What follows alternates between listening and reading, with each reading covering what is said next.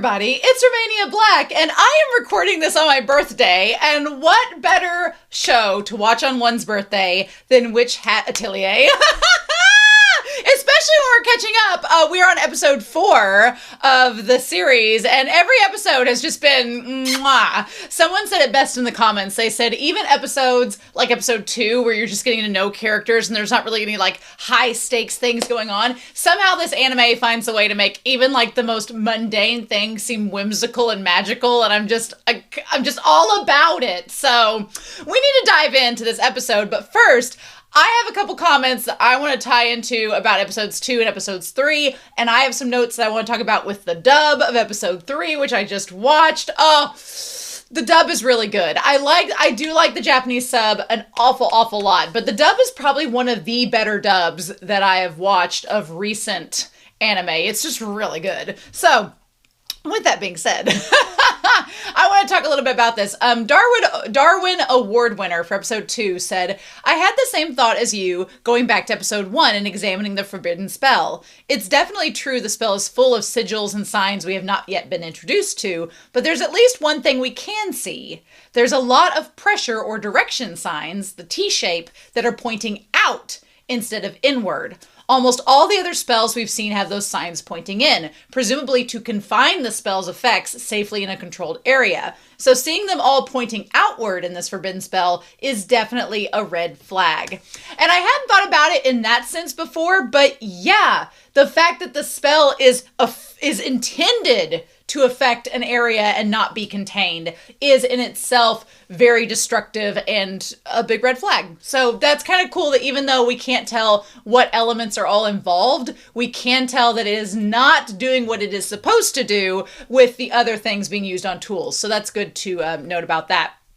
To kind of go along with that, Cozy Days and Nights says, I think what I'm most curious about is the fact that when we are reading out the list of elemental magic, there is no sign for earth or darkness magic. That's surprising to me, given the forbidden magic that Coco used was creating crystals, which doesn't feel like it fits the other elements.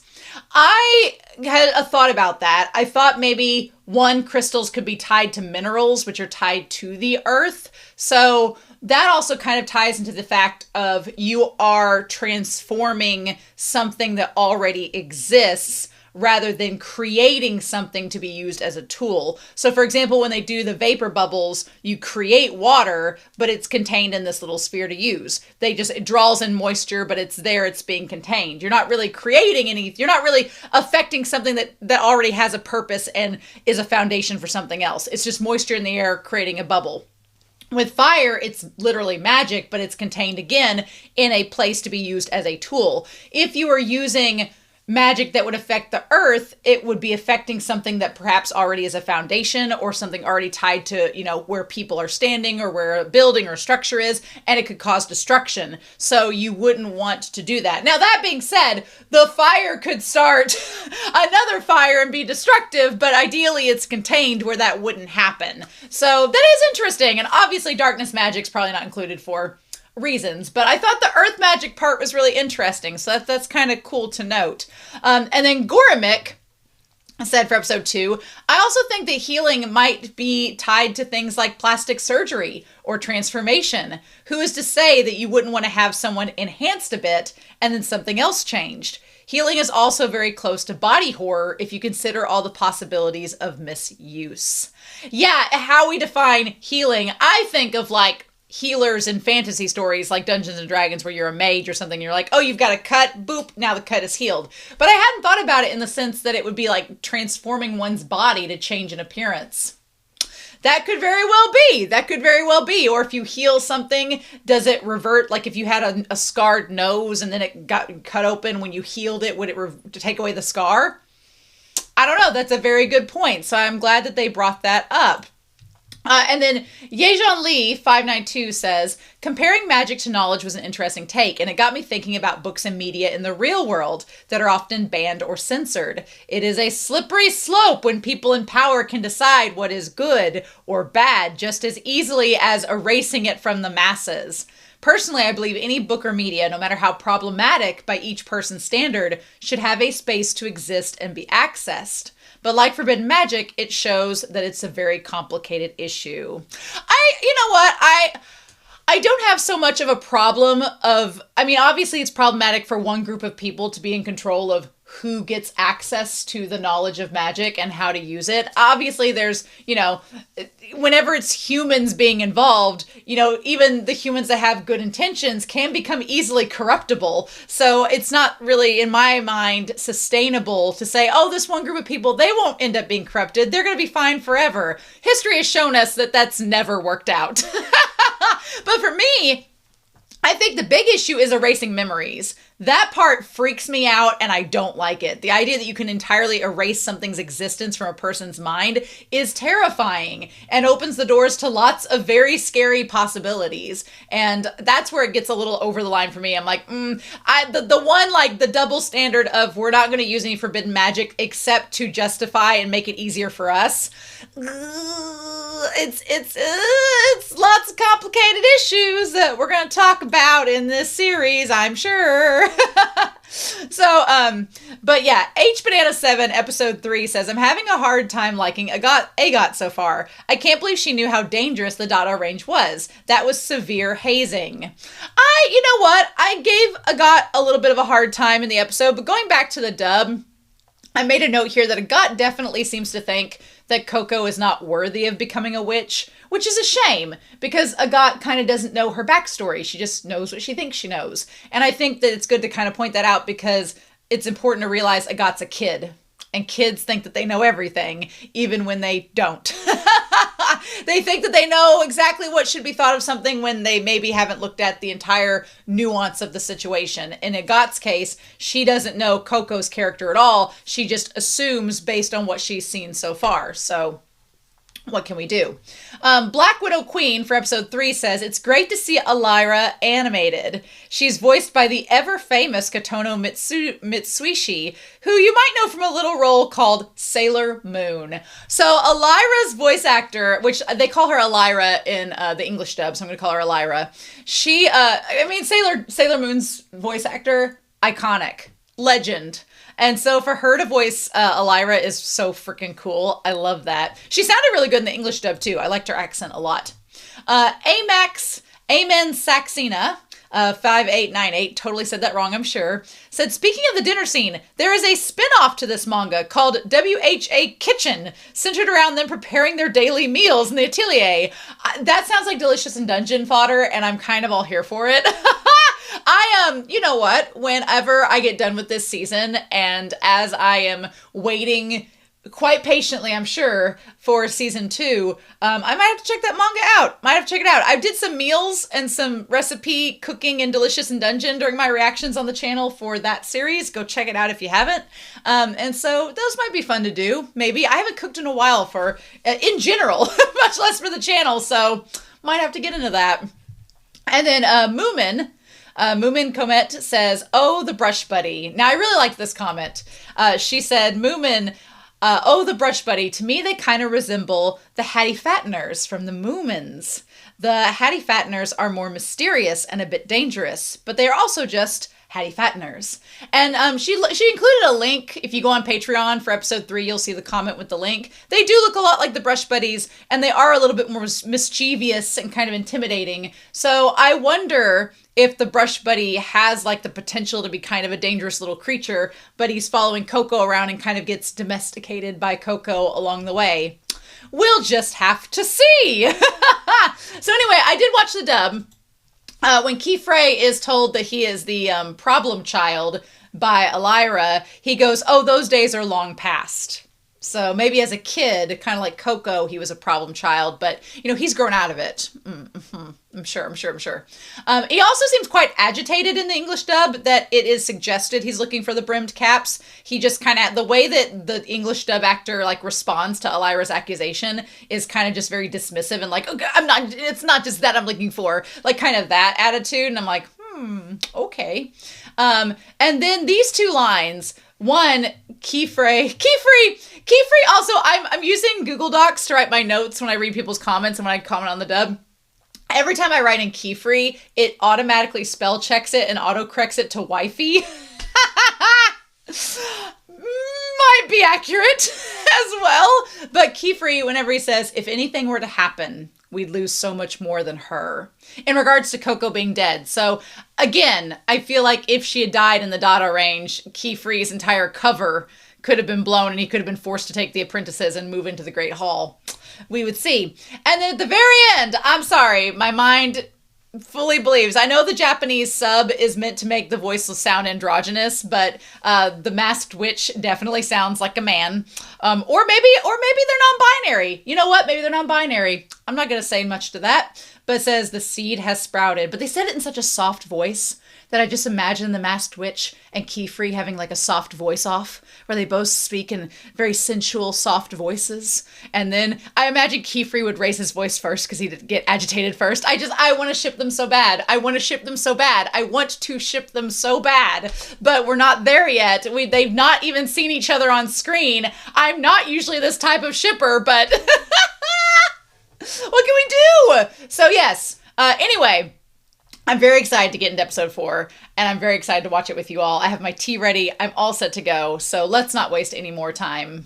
Thank you all so much for the comments and the kind words. Please make sure to leave a comment down below, like the video, subscribe to the channel to see which Atelier on Sundays with me, and of course, check out my Patreon if you want to, but we're not going to waste any more time. We are going to start episode 4 of the series, and I'm going to be skipping the OP. As y'all know, I'll watch it at the end of the season, don't worry. Unless the mods tell me I can watch it beforehand, but we're going to look at that here in 3, 2, 1, and let's go.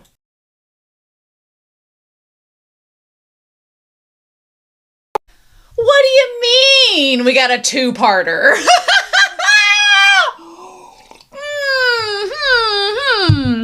I don't think I'm going to be able to wait. I'm just going to tell you right now. I don't know if I will make it to. My moderators check the comments for this series on a very particular day of the week, and they usually let like a couple days pass before a new episode comes out before they give me the go-ahead to read comments because they want to give people time to comment on the videos. So comment down below. You know that jazz. But I don't know if I'm going to be able to wait until we get to those comments without diving into episode 5. So I'm going to go ahead and apologize ahead of time because that's probably what's going to happen, but I'm still going to read your comments and reply to them. So, and maybe by that point, if I've already watched episode 5, it will prevent spoilers from being flagged or whatever, so we'll go with that. But I'm gonna let Whiteboard Coon take a break this week because a lot of this episode broke my heart. I don't like seeing the girls fighting. I don't like seeing the girls arguing. I'm like getting, as a woman myself, having like Mean Girls helicopter blade flashbacks. I'm like, girls arguing can be vicious, especially young girls. I was like having like, Kiefer was probably, if Kiefer was there, he'd be like in the fetal position. I'm just like, nobody likes that. But yeah, that was hard to watch. And damn, Agat knows how to like, she knows how to cut with her words. And I was like, oof, which is very dangerous, considering the situation that they're in. And I feel as if the masked witch, wanted to, could very much use that to his advantage. I think it's a man. I'm just gonna use, I don't know if they're non-binary or not. I don't want to use, we'll use they. We'll use the pronoun they because we're not sure yet. But I have a feeling it is. So I have a lot I want to say about this episode, so we might as well just dive in and get right to it. But this episode's so good. It's very juicy. Lots of things going on. We're going to look at these screenshots here alongside it here in 3, 2, 1. They use different books throughout this, like different books. There was a book with the big tree on it, the Silverwood tree, which now we have a context to what the Silverwood tree is, and we're going to talk about it. That was probably the only thing I was going to put on. Whiteboard Coon was talking about the Silverwood tree. We finally find the source of all magic with the ink, and it's a lot better than I thought it was going to be. It's a lot better than I thought it was going to be. We're going to get into it. But yeah, the books always look a little different. So I don't know if this is just like the tome of this type, or I guess this is the book that's talking about the 4 types of magic, the 4 particularly important types of magic. So we basically get earth, wind, water, and fire. You know, get that 70s band. I just said their name totally wrong. Someone's shuddering in the comments. But yeah, earth, water, wind, and fire. We get the 4 main elements. So we did get earth. Good. They weren't mentioned before, but they're here now. Earth has a very interesting, so water is the one, obviously, has the teardrops. clearly, and wind and water are kind of similar, right? Wind and water seem like they are kind of compatible. I wonder if it has anything to do with like the horoscopes, because wind and water signs and earth and fire signs are kind of the opposite. So, but fire is the triangle with the 3 sticks in it, and then earth has the most complicated, I think, in my opinion, the most complicated of the sigils, but you are also working with a material that is a foundation material. I think it should be more complicated. I think it would make sense for it to be more complicated. So that's pretty interesting. And I like that they all have in this drawing little witches' hats around them, which is pretty cool. So yeah, interestingly indeed. So then they talk about, I could have used Whiteboard Coon in this. Water is first. They talk about it as granting control of the nourishing source of all life, which they tie some of these to mythical figures, like mythological figures. Water is not. Then turning sand to stone and sand to stone. Stone to sand and sand to stone. We have the enabling transformation and movement, the sigil of Earth. Maybe that's why I feel like Earth is a little bit more complicated, because it is transforming something in existence that has a particular concrete shape. Water is very fluid, and so water is easy to kind of like extract and manipulate. I think of Avatar, The Last Airbender. I think of water bending, which, then you get into some bending that's similar to water, a liquid that's more forbidden than the water, but I'm not going to spoil that series. But earth bending, is something that's transforming something that is very concrete and foundational and rooted. You think of earth, you think of roots. So it makes sense that it is more complex. Whereas then you have air, that which frees us to visit distant realms. And it said here, has fueled so much project, the signal of Leviathan. Which, if you think about it, Leviathan, which, is tied to inventions, you think of air. And air in this world is very transformative, because you think of like travel, the ability to fly, the ability to use cloaks, like what Coco did in the last episode to get, the consent of the crown. For her to pass the Dada range test, she had to use flight. So using air, that was a pretty transformative piece of magic. The idea of the carriages, the Pegasus carriages, that seemingly are a huge transportation evolutionary invention. That magic is very critical to being used. And then, of course, you have teleportation, which I'm sure is tied to air. And that is forbidden, but also very innovative. So yeah, the idea, people always say that like man's first invention, the creation of fire, is like the most like definitive, basic, primal invention with fire. But I would argue that air is probably, of what we've seen, the most transformative through magic so far. But fire is, at the most basic, which they talk about here. That which became humanity's sword and shield. Yeah, because essentially they use fire, like a god uses fire in this episode to defend against the dragon, to shield them from the dragon and kind of give them a little bit of wiggle room to get away. And then also it can be used as an offensive weapon as well. I'm going to be very curious next episode to see if either the 4 of them manage to escape on their own laurels, or if the masked witch allows them to escape. That one seems the least likely. Or if Keyfree, using Brush Buddy, finds a way in, and if Keyfree has to battle the dragon, because I imagine Keyfree would, if he got in there, what would he use? Would he use fire to battle? How would he do that? And if Keyfree gets in and the masked witch is there, we're not there yet, but I'm like, I'm very excited to see what's going to happen. So we'll just have to see on that, We'll just have to see on that. But yes, the sigil of flame. So the witches refer to these as the primary tetrad. Not a triad, but a tetrad. Like the 4 of them together. The animation, the drawing, so freaking good. I love with Earth, it has the horns. It feels very Taurus, like hashtag Taurus season. It feels very Taurus. Love that. But I love the mermaid with the water, the flame, the fire, the air. It all gorgeous. And you can see in the background, there's the tree. There's a silverwood tree connecting them all together. So Coco has learned the basics. Coco's biggest thing is Coco has a lot of natural ability in terms of her charisma, in terms of her uniqueness, in terms of her nerve. Girl has those. But talent is something that is what needs practice. She has a lot of natural ability, and she has a lot of natural instincts that are very resourceful and very good and creative and have helped her a lot.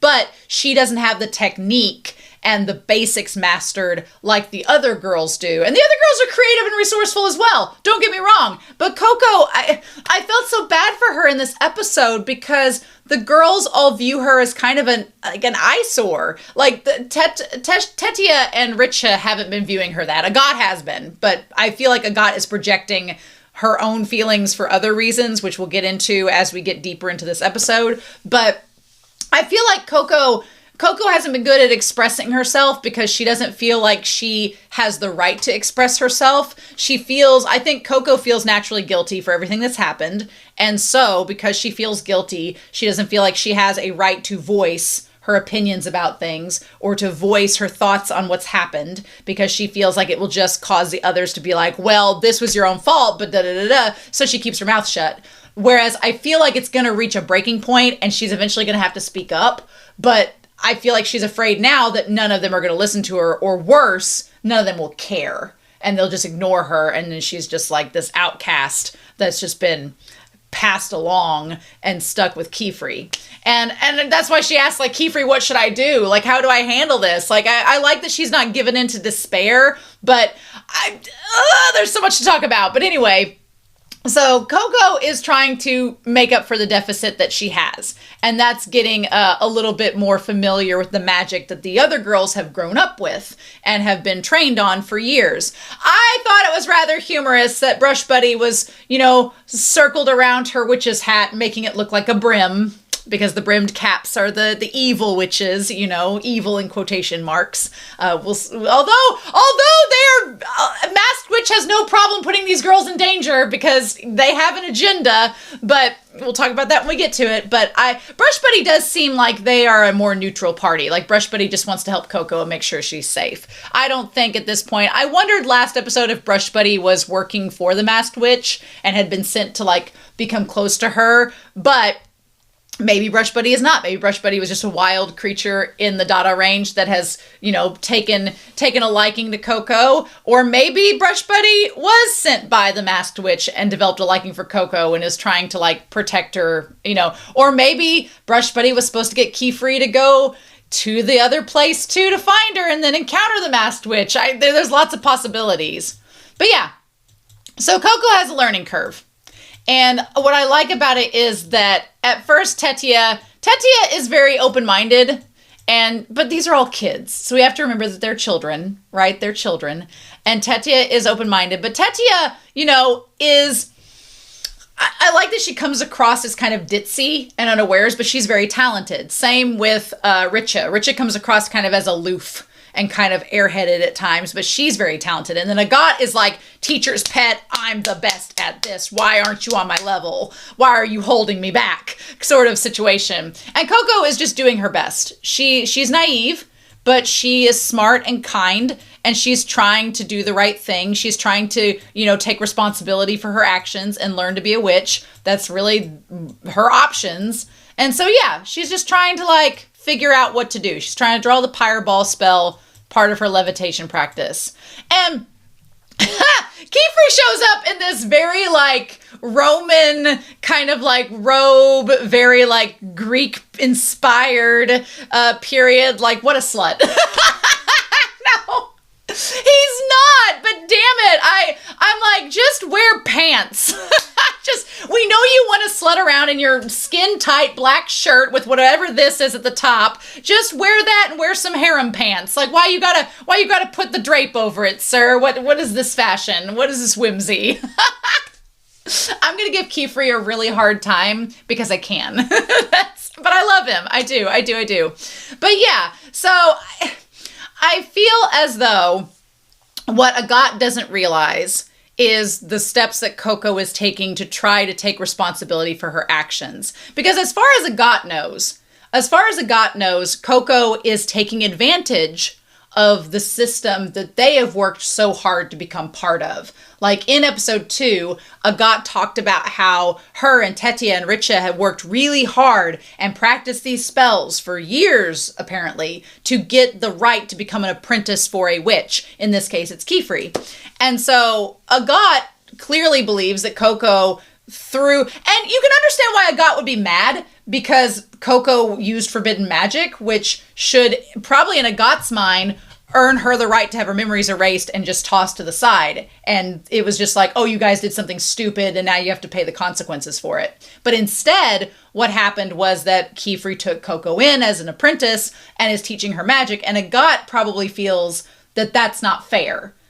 Why does she just get to come right in to a world that we had to build up and earn our place in, and she did something bad and is getting rewarded for it by getting to be a witch? What Agathe is not privy to is that Kefri is kind of using Coco to track down the brimmed caps. He doesn't say that he is, and he's like, oh, no, that's not what I'm doing. And I'm sure that Kefri also connects to Coco in different ways based on himself and based on other things. But it is there that he is using Coco to track down the book, to track down the masked witch and the brimmed caps. So it just all falls into play. And Agathe doesn't know that. So because Agathe is a kid that doesn't know the full picture of what's going on, she just assumes that Coco is getting this special treatment and doesn't understand why, and is confused and frustrated because it doesn't seem like she deserves to have it. And Kefri is being kind of like kid gloves with her because he's trying to like get her over that learning curve, and Agathe just doesn't understand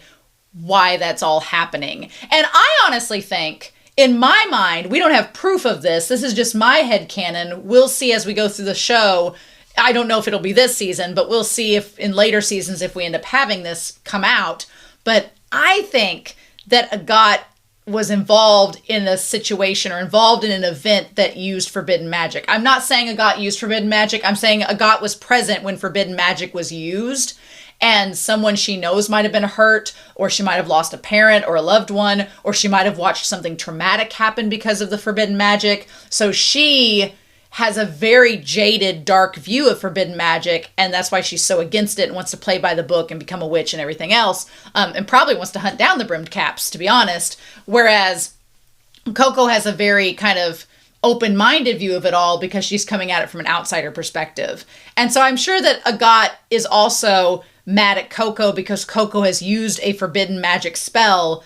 And if she has had past experience being around forbidden magic and knows how dangerous it is and terrifying it is, then she probably is also mad at Coco and projecting that sense of anxiety onto her when it's something that she just hasn't fully processed because she's a kid. So there's a lot going on with the character work in this show, and I really, really like it so far. And he's like, you just got to be careful.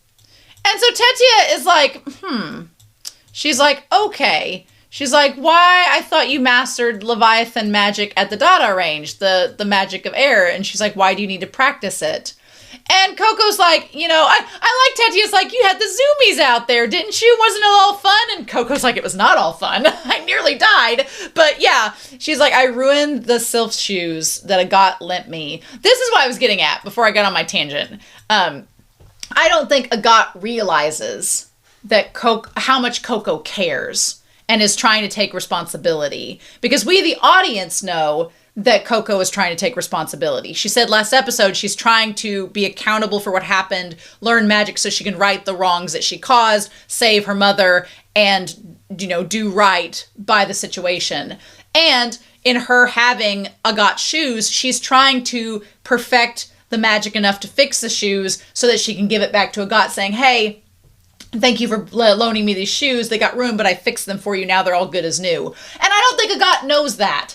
Agathe does not realize that she is trying to do that. Tetia has heard this story, but Tetia is also, a kid and in the labyrinth. She doesn't, isn't thinking about that at the moment. But I don't think Agathe realizes how considerate Coco is. She just thinks Coco is this aloof kid that's a brat taking advantage of the situation and doesn't realize the kind of person that she is. So when you don't know a person and you don't really know their side of the story, it's very easy to be cruel to them and be cutting without knowing, the whole story. And damn, was she cutting this episode? Very much indeed. Very much indeed.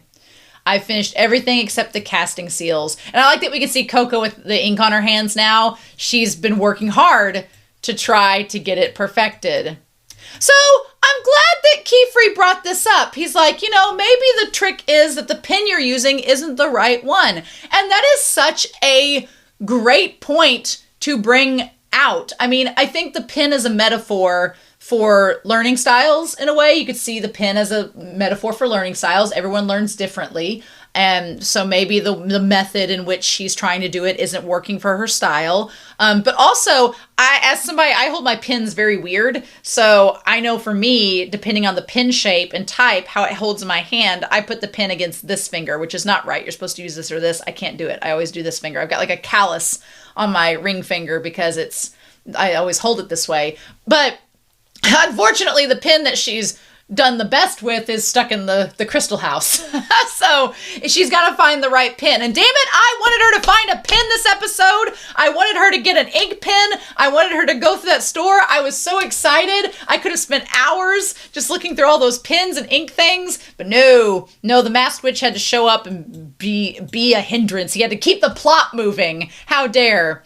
People need different weights and different grips. And yeah, that's just like an artist. An artist uses different pen weights and stuff. Even a digital artist has different weight style settings on their like digital pen and everything. And here it's like a paintbrush. If you've ever done one of those paint classes where you just do like somebody's like drawing a painting and you kind of imitate what they do. There's like little painting parties and stuff. The brushes they give you in those painting parties are just old brushes or brushes lying around. They're not individualized brushes. Like an actual painter has a style, a brand, a weight, a specific signature type of brush that they enjoy and that they work the best with. And so this is kind of the same as well. He's like, we need to go and pick you out a brush. So they're going to go to the dang magic stationers, which sounds amazing. That sounds so much fun. I love it. I wish we could have stayed more at the magic stationers because that just looks so freaking cool. So I'm going to be excited when I can finally see this intro, but today is not that day. I do think she ends up getting this one pin, though. This looks like her pin, which looks amazing. It's a freaking cool pin. Has a neat grip on it. I want to see more of that. But anyway, let's get past this and to the town. So where we're going to, it's the island on the sandbar, KALHN, the township of the Marshwoods. So the episode's called Meetings in KALHN. So, yeah, it says it's that island on the sandbar, and it's the closest witches' town to where we live. So, there are a lot more witches than I thought. We're going to talk about that in a minute. Also, poor Tetia and Richa, they don't get the special privilege of being hoisted up onto Keyfree's arms. Two things to note about that. I joked about it in the reaction that he was their favorites. I think of Lucille Bluth in Arrested Development. I love all my children equally. And then he's like, I don't care for Richa. No. But it makes sense now. The reason why he's holding Agat and holding Coco, one, Agat doesn't have the shoes that work anymore because Coco used them for the trial. And two, Coco doesn't have shoes either that fly, so that's why he has to carry them. Whereas Tetia and Richa have shoes that allow them to fly as well. That seems like it's going to come into play next episode because Coco and Agat cannot fly. So we probably need to think about that. Whereas Richa and Tetia can. So, of course, the two that don't get along are the two that are going to be grounded. Literally, they are grounded until they sort things out. So, both figuratively and literally. But yeah, so they go down to this sandbar, this town here. Way more witches than I thought. So many witches. So many witches. There are tons. There are witches. It's so creative. There's all different kinds of robes, all different kinds of hats. I thought there were a lot less witches than there were. I thought that all of the witches in the Great Hall were all that existed. I didn't realize there were towns of witches. It really makes the rest of the world seem rather impoverished if you have an entire city of witches that have access to magic and are able to do these things. That seems rather, seems very elitist. Seems like a class system being set up there. Also, I'm getting, whenever a wealthy or elite or what's the word I'm looking for? Well-off group of people are stationed in one specific location. It gives me like Mask of the Red Death vibes. Gives me very like French Revolution. Gives me like Let Them Eat Cake, sort of things like that. Interesting. There's quite a lot though. Way more witches than I anticipated. So yeah, they're like the casting seal to make your skirt fuller. Girls, again, I feel as if the masked witch, when he says, welcome to the real world of magic, is like, these spells, I'm sure the masked witch is insulted by these. Because all they're doing is like superficial, snobby, like consumerist things of like, oh, you're making your skirt fuller, or you're doing a spell to make like your notes easier to write or something like that. He's just like, what I'm saying is that the masked witch would probably not be friends with Freerin. Probably not. He seems to be like, or they, that the masked witch seems to be like, magic should be used for these big grand things, not just these menial, like tedious, everyday, mundane things as well. So there's like, we're already establishing kind of a dichotomy of ideologies around magic and its uses. So whereas Kefri said, this is what we should use magic for. Kefri's like, don't you want to use magic for like gentle things and sweet, gentle things that we can help with, that help make people's everyday lives more fulfilling. Whereas the masked witch is like, we could do a lot with this magic that is not just mundane and tedious. I'm like, ooh, I'm seeing a clash of ideologies between Kefri and the masked witch, and I'm very excited about it. I want to hear dialogues between these two adult witches, and we're not there yet. They're like, oh, my wand's finally taking the ink properly. Yeah, it's just all things. Although I'm totally supporting whatever these two have going on. I'm shipping them off screen. Speaking of shipping, we're going to get to the Silverwood thing. So Coco is looking around and is just in awe. Coco thinks this is so wonderful. The brush buddy wrapped around Richa, I'm just noticing that. That's adorable. And Richa's just like, I've accepted my fate. Now, Agat's having none of this. Agat is having none of this. She's like, there's so many witches. Agat's like, it's to protect the city from the mole worms in the marsh woods on the far banks. So we established that there are mole worms. Those seem terrifying. I don't like that. I don't know what to do with that. But basically the witches are all there in between the town and the woods to protect them. So they let them all say the witches built part of the sandbar into an island to support a watchtower. Interesting. And witches started to gather here and it grew into an Atelier town.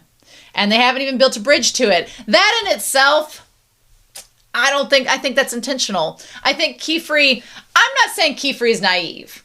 I don't think Kefri is naive. Is Kefri willfully ignorant to some of the class divisions that are in this world? I think he might be. I think he willfully chooses to ignore them. Because when he says here, the witches have built this Atelier town on this sandbar, it's like their own little exclusive island where they get all of their supplies and everything, and only witches can go to it because there's no bridge. Only the witches can come to and fro with their magic, and then the marshlands, the town on the other side, they have to, stay over there, stay in their lane, over there, don't get too crazy. You don't get to come to the Magic Witch Island. You get to stay over there, and you should be grateful that the witches are here using our magic to protect you, but you don't get to be part of this world. There's a little classism there. And Kefri doesn't seem to want to talk about that part of it, because I'm sure that in Kefri's mind, it's not a big deal, because the people have accepted that the witches can do magic and they can't. So Kefri is very much accepting of his place in the system. And this kind of shows that acceptance, that he's like, it's fine. This is how the system works. This is what we do. Everything's good. I'm also seeing now that when he has the robes come up here, usually like last episode or 2 episodes ago when he was walking around whoring it up, he had taken those down and let them like hang down to the side. So here he has the little robes that come up and make the little halter top, and then he has the coat on top of it. Very scandalous attire. Also, Richa and Tetia are like, sir, and Coco is just having a field day. Coco's not listening. So then Agat's like, no, I'm going to go look by myself. That shot there of Agat being like, I don't want to hang out with you. I want to go do my thing. I don't want to be around Coco. Agat being a loner is rather interesting. I figured that the masked witch would target Agat, because Agat seems like a loner. But after this episode, I'm like, I don't think that's how this is going to go. So we're going to talk about that when we get to it. But this is my one thing, because some people they're like, oh, I'm really interested to see, like, since you're a teacher, how you would do with Kiefer's handling of the children. This episode's interesting in terms of that. My first thing is, I would not let Agat go off on her own if I were Kiefer. If I were Kiefer and I knew there was tension between Coco and Agat, I wouldn't let her go off on her own. I'd say, no, you're going to stick with us. You're going to hang out with us. And then if she blew up, then we could handle and talk about it in the moment. But letting her go off on her own and not hang out with the group, I feel like it just fuels that Agat is justified in wanting to be isolated. She's justified in her feelings towards Coco.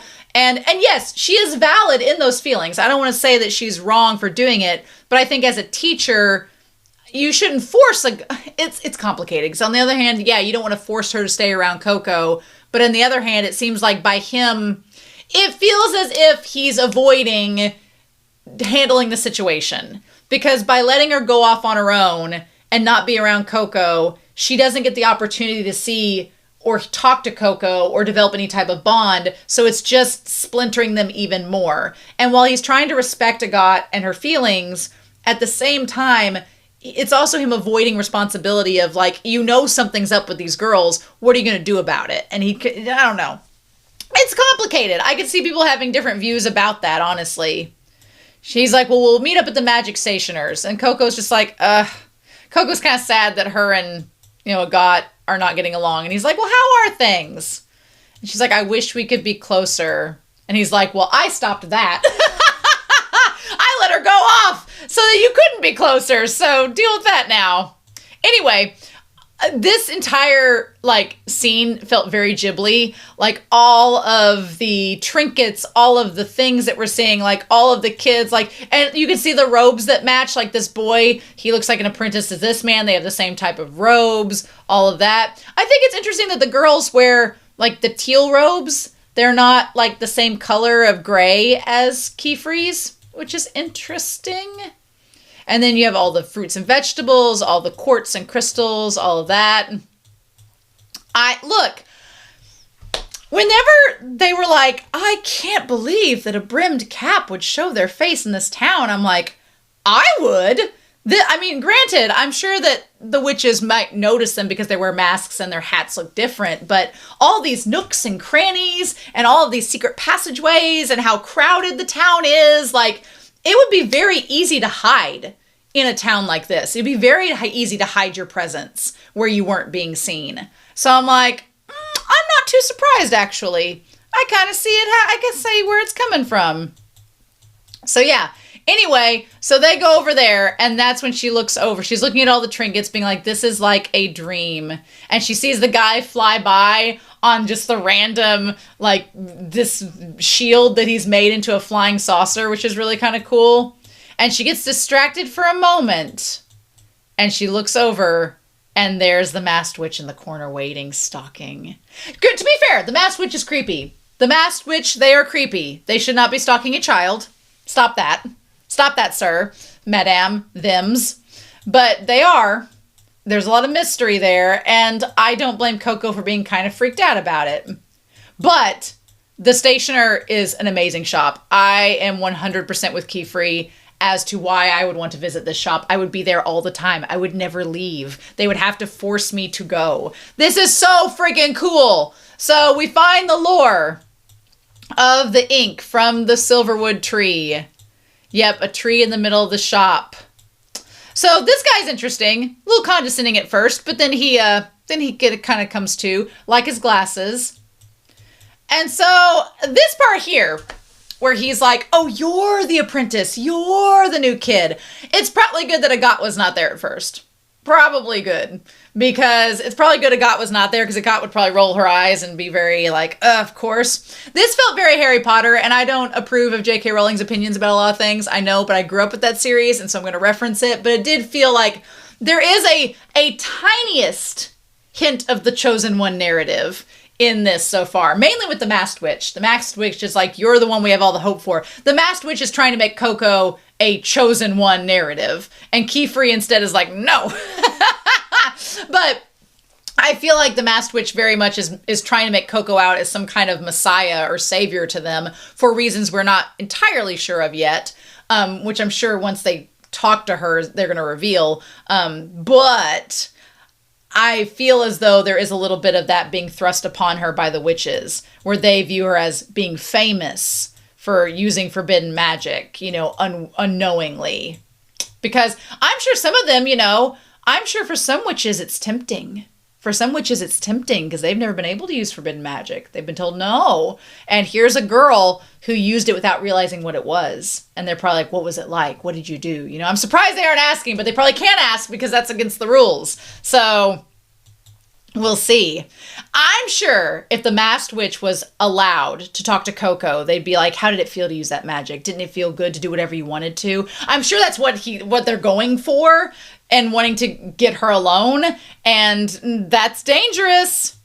But yeah, so we meet this guy. Tarta is the grandson, and his name is it, what was his name? Is it Naula? No, Noel Noah. Noel Noah and Tarta are the grandpa and grandson, and they make all the instruments here, the pens, the inks, everything, every last one. I can also extract conjuring ink at whatever concentration you want. And she's like, how does that work? And he's like, Coco, come along, I'll show you how it's done. So we see the tree that is on the book, right, the book of the entire story. As she's going up, she sees the grandson working on the pens. This shot is so incredible. I love this shot. I was like, I wanted to kind of ship Tarta and Coco like that immediately as soon as I saw them, because it feels like one of those fated moments where you go up and you see somebody for the first time and you guys like lock eyes for a second and then you move on. The way that he is bent over, like carving out the wands, carving out the pens, it seems like he is very painstakingly doing it. It's very meticulous. It's very intricate. But there's also like an air of him that I want to learn more about Tarta, because I'm like, does he like doing this? Does he like being part of the family business? He's not wearing the hat and in the witch's garb. He's literally in very much his like working clothes.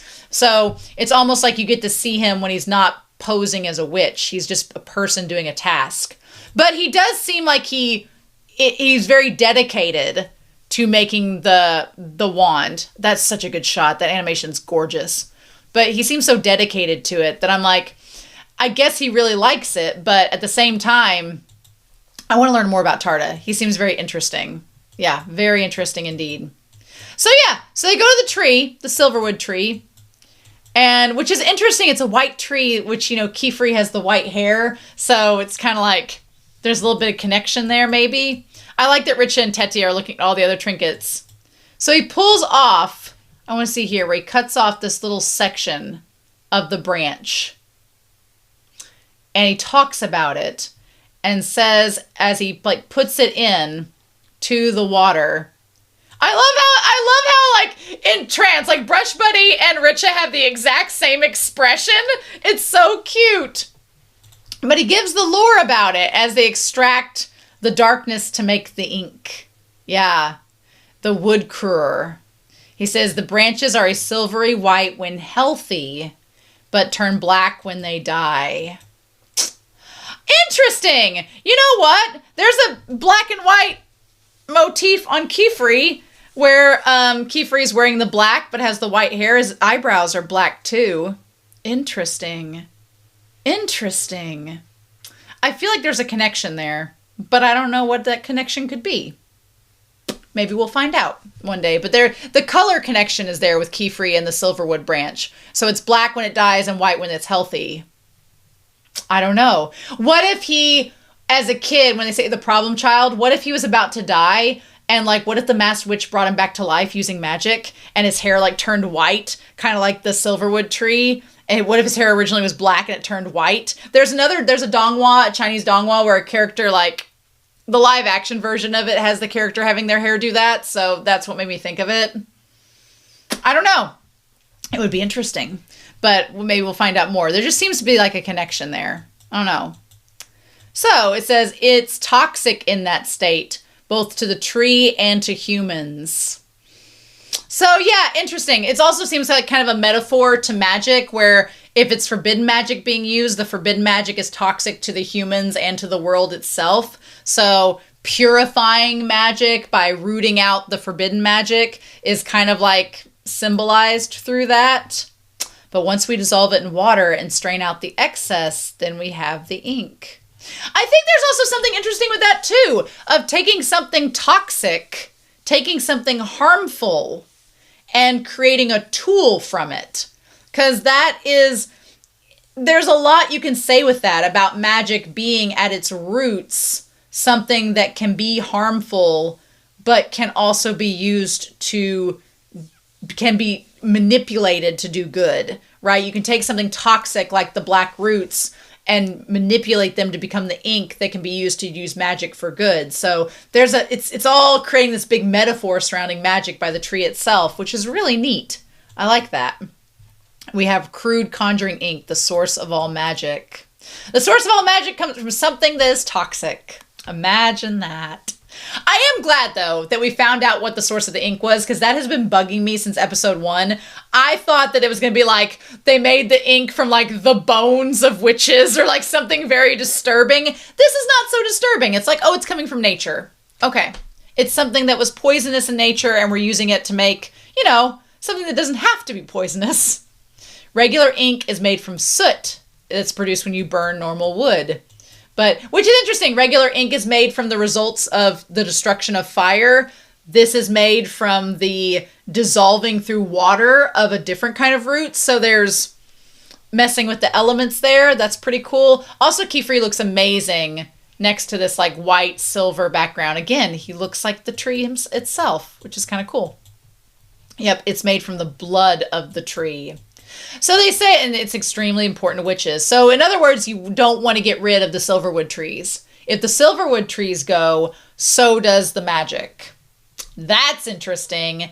That's interesting. If the silverwood goes away, we don't get the magic anymore. So feeling like Fern Gully flashbacks like going through my mind right now.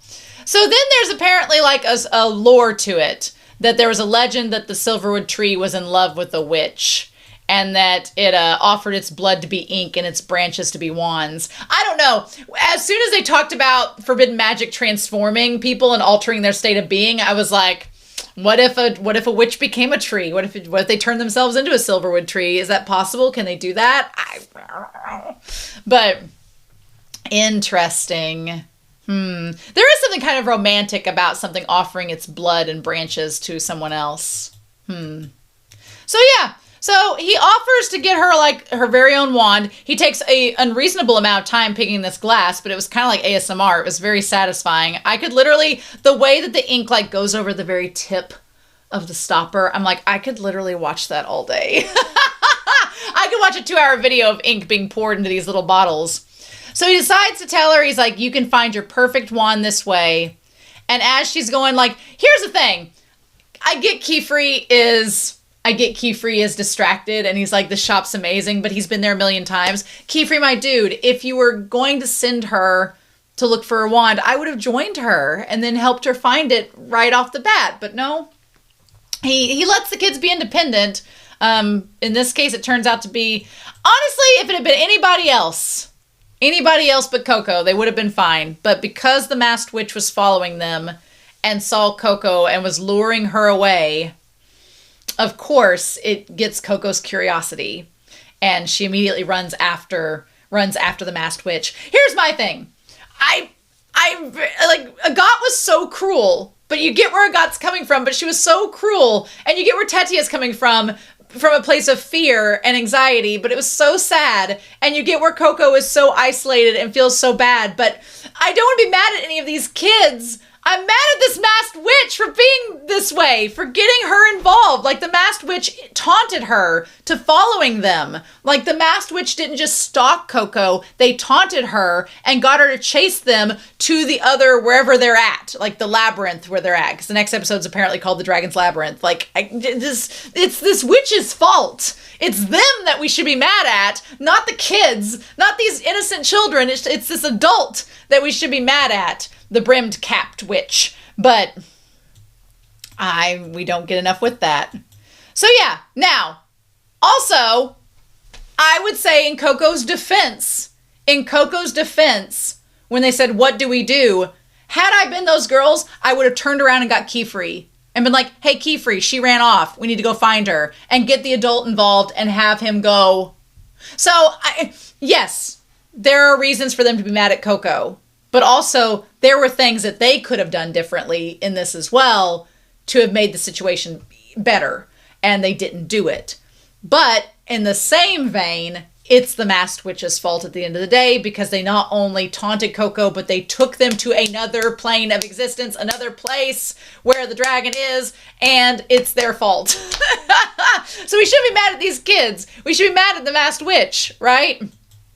They're like, if she'll get lost if we leave her on her own. I would have gotten Keyfree. I would have, but they didn't. Instead, Agat is like looking at new shoes, potentially thinking about getting new ones. Again, it makes me so sad because I don't think Agat realizes that Coco's trying to fix the shoes. I hope that Coco fixes the shoes and gives them back to Agat to let them know that they understand what they did and they remedied it. I feel like Coco is innocent enough to do so. But they chase after her, and that masked witch, they went just slow enough so that she could chase them. Just slow enough. I do have the fringe. I have the same fringe as the masked witch, right? They went just slow enough so that she could catch up, because they could have gone more fast. They could have gone faster. Maybe they couldn't, but like, it felt very intentional. And doing this to lure them away from the townsfolk, to lure them to an isolated place where they would be teleported somewhere else. So the brush buddy stays behind, and they all chase after, and they get teleported.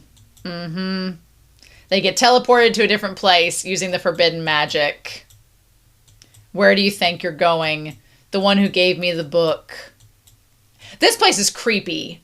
Very creepy. We go from a hyper detailed place like the city that has all of these little intricate details to this like stone labyrinth where it's just whitewashed, so like walls. I'm like, did they create this place? Is this like a place where they harbor the dragon? Do they torture people here? Are there other witches in this place that haven't come out of the woodwork yet? We don't know. We don't know. It looks completely different. So yep, this doesn't feel like KALHN. So Tetia goes up to check where they are and realizes that there's a giant dragon and that this isn't good. We could have been directly teleported without realizing it. See, Agat immediately goes to the idea that they could have used forbidden magic, which to me signifies that Agat might have been privy to forbidden magic being used prior. So again, we don't know Agat's backstory, but Agat seems to have at least a knowledge of forbidden magic. Yep. So then Tetia's like, there's a freaking dragon. This is not KALHN. This is scary. I would be Tetia. I would be Tetia freaking out, honestly. I would be her. And so, yeah. I also do like that Agat is very knowledgeable of what to do in this situation. Agat tries to calm Tetia down, being like, hey, calm down. We're going to get out. Like, Agat's doing a lot of, like, conflict resolution. The only problem is Agat is so mad at Coco, and all this tension has been building up with Coco over the last few days that Agat finally just snaps and has a big crash out in front of Coco, which is not justified. Which is justified, but also not fair. Also, just looking now at our masked witch. You want to talk about things being tied with color. The Keyfree has the white overlay of their coat and the white hair. We don't know what the masked witch hair color is. We don't know. If it was black, I'd be like, but we don't know yet. But the Keyfree has the white like overlay, and underneath it's black. Here, you have the masked witch with the black overlay, and it's also white underneath. And those plumes of feathers look kind of like the leaves of the silverwood tree when it's dying or toxic. Curiouser and curiouser. This whole labyrinth here looks just like the painting. If you've looked at the famous painting, it also reminds me of the 1980s labyrinth. My art senses are tingling. But yeah, so the masked witch just wants Coco. Has no interest in the other kids. Which I'm like, you should have just taken Coco then and not the other kids, but that's not how it works. So then there's this giant dragon. This giant blue dragon. Like, where's the Pharaoh when we need him? Where's Yu-Gi-Oh when we need for this blue eyes? It's not a blue eyes white dragon though. Mm-mm. Coco, welcome to the world of magic. Ooh! So I love the idea. Dragons are my favorite mythical creature. I love dragons. I love the idea of dragons being associated with the forbidden magic. Like, we shouldn't have dragons here, but here they are. I don't know if this is a witch that's been transformed into a dragon. I don't know if it's something else that's been transformed into a dragon. I don't know if it's just a dragon. But yeah, and it says, you are our hope. So my theory is, and this is going to be a work in progress theory, is that because Coco is an outsider, Coco has not been trained in the world of the witches. She has not been trained to like believe the system about magic. She's an outsider, and he's given her the book with all of the spells that are forbidden, and he's assumed that she's memorized them all, but he's seen that she's used forbidden magic before, so he knows that she can. My thing is, I think he wants to try to isolate her and get her just privy enough to magic to take her away from Keyfree and be like, look, see how awful these things are? See how amazing magic is? Don't you just wish you could do whatever magic that you wanted and not be tied down by this system with all of these hoity-toity witches? Come to the dark side and we'll show you how to use magic. And I'm sure maybe he views her as like this, like she could become this empress of witches. And he's like, you can lead us into a golden age where we overthrow the other witches and and anybody can use magic and da-da-da-da-da. There's so many possibilities. I don't want to get too deep into the theorizing because I want to get what he tells her. I feel like at some point he's going to confront her, or they. I think it's a he, but they are going to confront her and tell her their agenda and ideology, and she's going to have to either accept it or reject it, or be open-minded and entertain it but not go along with it. That's the third option. She could do that. But this is my fear, is that because Agat and Tetia, Richa hasn't really spoken up, but Richa's usually quiet and kind of neutral. Because Tetia and Agat have kind of distance themselves from Coco. That's my fear. My fear is that Coco will feel isolated and like she doesn't belong there, and that masked witch will prey upon that and be like, oh, it's like Ariel in The Little Mermaid. The masked witch is going to have Flotsam and Jetsam on either side of him like brush buddies, and he's going to be like, poor Coco. Being rejected by your fellow witches. If only there was someone who cared about you. If you come over here to the brimmed caps, we'll care about you because we've been oppressed too. Like something like that. And my fear is that unless Coco makes up with Agat and the others, and unless Keyfree does some serious damage control in terms of handling this mean girl status that they all have amongst each other, that she would be very tempted to go with the masked witch and be like, okay, I'm going with you. And you know what? Maybe at some point, I'm not saying she's going to do it this season, but at some point, maybe she will be tempted to go with the masked witch to infiltrate the brimmed caps and see what they're all about. Maybe. I don't know. And then that's going to cause a whole bunch of troubles. I don't know. But you are our hope.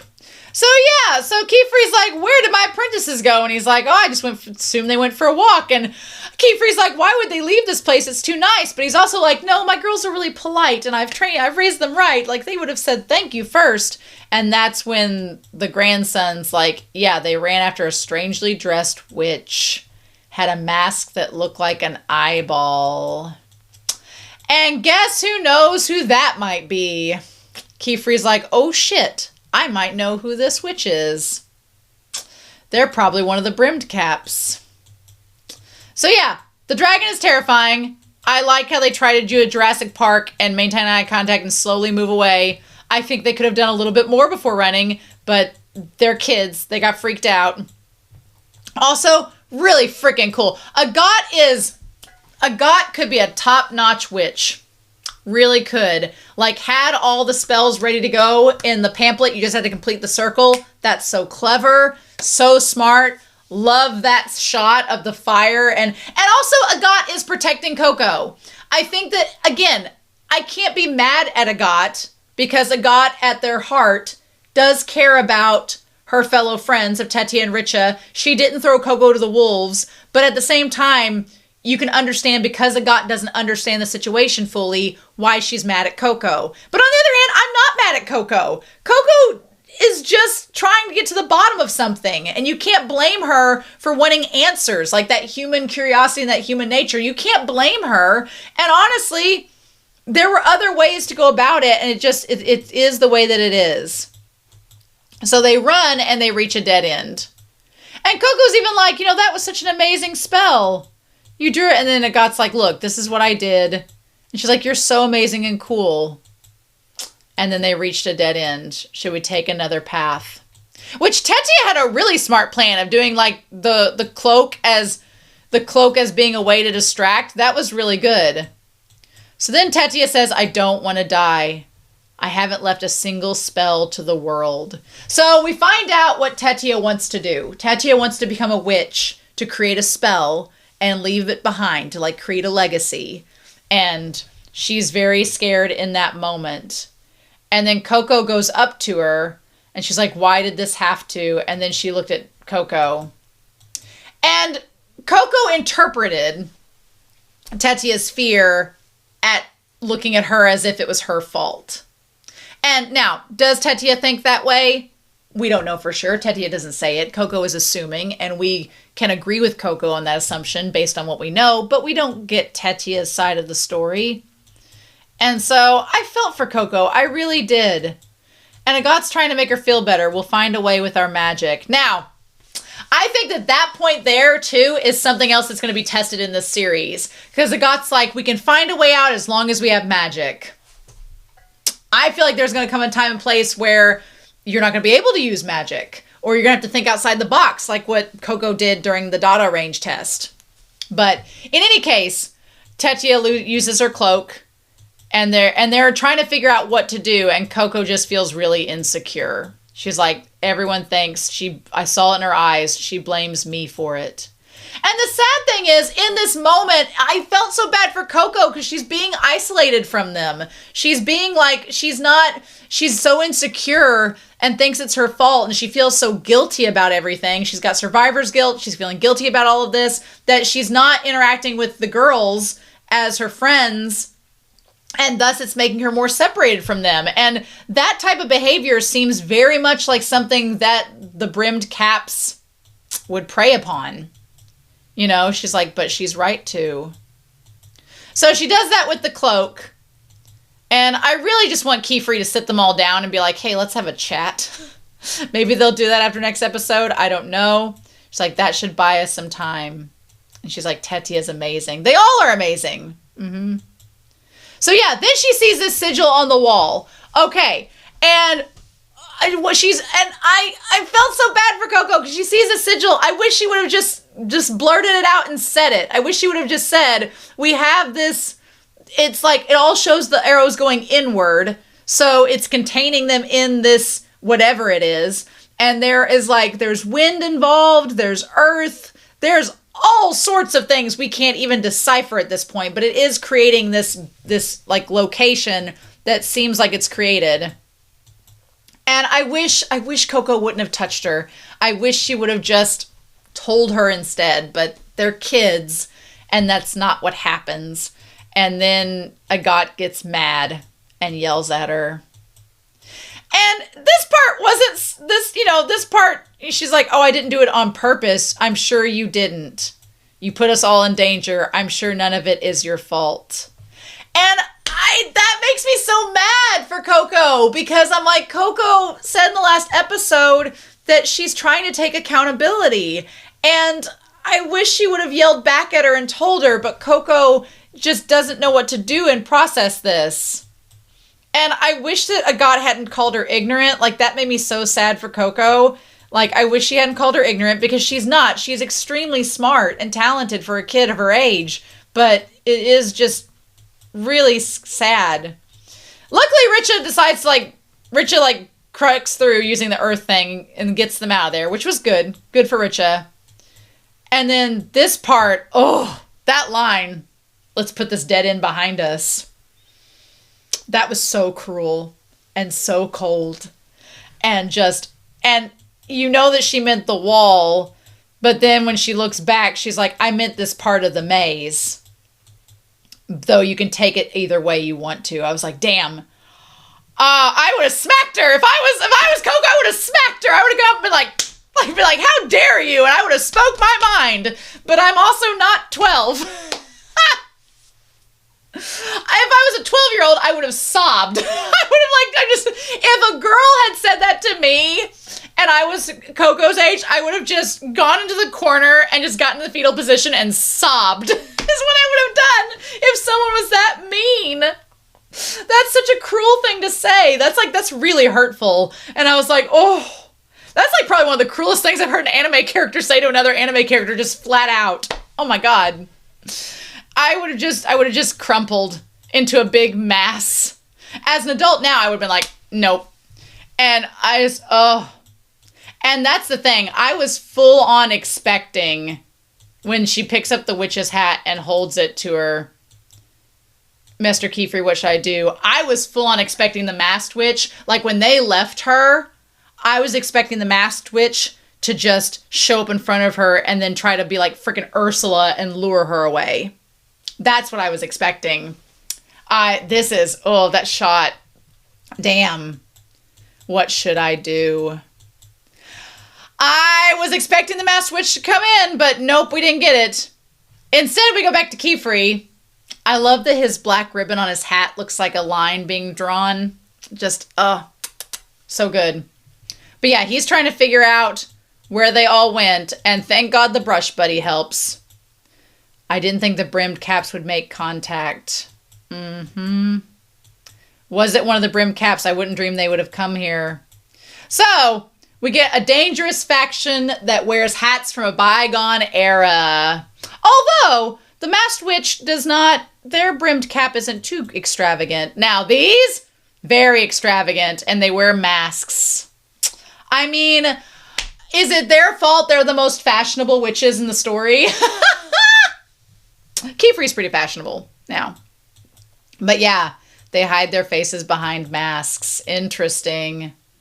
I thought Coco would afford us a clue, but I didn't expect them to come for her. Well, I did.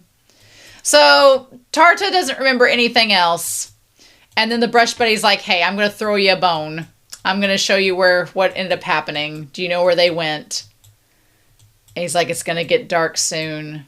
Be safe. No, they are not being safe. And I can't believe that we got a cliffhanger. I am not going to be able to wait. I hope you all understand that. I'm not going to be able to wait. This is not going to happen. So, and I've talked for a solid hour about this. But damn, I feel so bad for Coco. I feel so bad for her. My heart wanted to break for her. I was like, girls, be nice, get along, make up. That's my thing.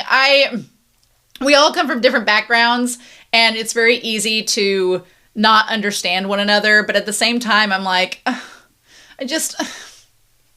I was like, respect each other. And like, I want to sit them down and be like, you're going to talk to each other and respect each other. And you're going to talk it out until you get along. Like, just, you don't have to love each other, but you have to get along and respect each other. Just, Anyway, please no spoilers. I know that's going to be hard. Next week is going to be a lot of fun, but I hope you all enjoyed this reaction discussion. That was so hard to watch. I don't like watching them fight. So I'm curious to know your thoughts down below. Do you like watching them fight? Probably not. Let's talk about how slutty Keyfree is instead. Anyway, I hope you all have a wonderful week. Please stay safe, take care, and yeah, I'm going to be back very soon with more of Witch Hat Atelier, and I'll see you then. Bye!